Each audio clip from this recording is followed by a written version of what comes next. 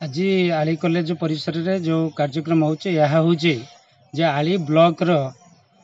Mission शक्ति Subhadra mission शक्ति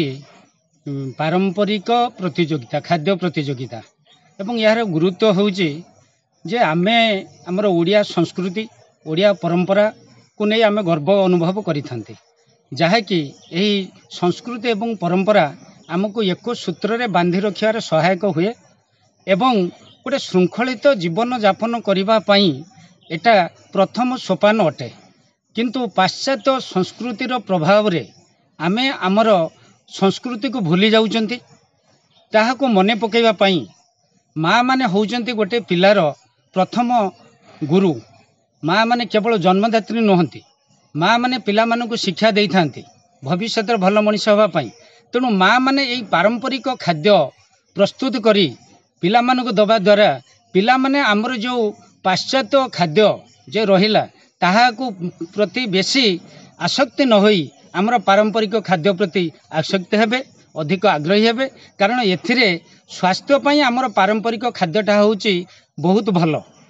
एवं ये प्रतियोगिता आज जो ब्लॉक तरफ करा होउची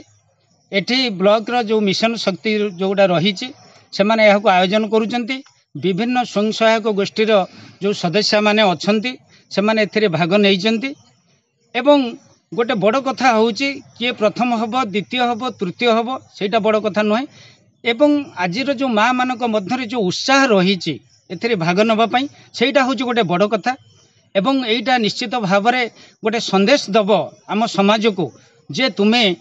पुरातन कथा को मने पकाओ पुरातन संस्कृति को मने पकाओ एवं जहा द्वारा कि आमे एक उन्नत जीवन यापन करि परिबा। मो ना उर्वशी सिंह देमाल पंचायत जय हनुमान एसएजी हमर पार्टिसिपेट करचंती सेथुर आसु आज हमर सुभद्रा शक्ति पारंपरिक पिठा प्रतियोगिता रही से आमर 34टा पंचायत आसछंती 20टा ग्रुप भाग नहीं विभिन्न विभिन्न पंचायत आसछंती ग्रुप सब आपण पारंपरिक पिठापणा सब पिठा मिठा हमर एंडुली पिठा मंडा पिठा काकरा पिठा एमती पारंपरिक पिठा सब करछंती ए जो आमर जमी पारंपरिक सब बुड़ी जाऊँगी आउ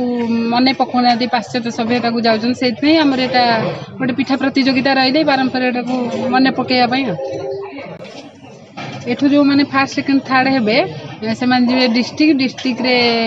फास्ट सेकेंड हेले से स्टेट लेवल आमर ब्लॉक स्तरीय सुभद्रा पारंपरिक खाद्य प्रस्तुति आम आज कर विभिन्न प्रकार खाद्य सब प्रस्तुत करेंगे आमर सब समस्त जीपी रु एसएचजी भौणी मैंने आसने किसी जलखिया प्रस्तुत करेंगे आउ किसी मिठा एवं पिठा प्रस्तुत करेंगे जहाँकि आम ओडिशार खाद्य आम ओडियार सब पर्वपर्वाणी रे विभिन्न प्रकार पिठार पूजा प्रचलन अच्छी ताकू धीरे धीरे आम जो भूली जाऊे बा आमर समय अभाव को लेकिन आम करें से पुराना दिन को पुराना स्मृति को मन पकईवाई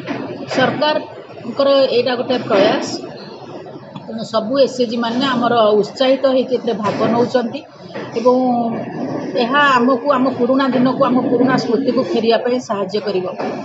आम यदि माने आम निज परिवार रे आम पिला आमर घर पर आम तैयारी करके परिवेषण करवा से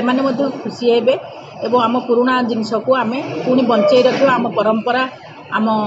ये गोटे कला माँ मानकर पिठा तैयारी गोटे कला तेणु ये कला भितर उज्जीवित होकर रही।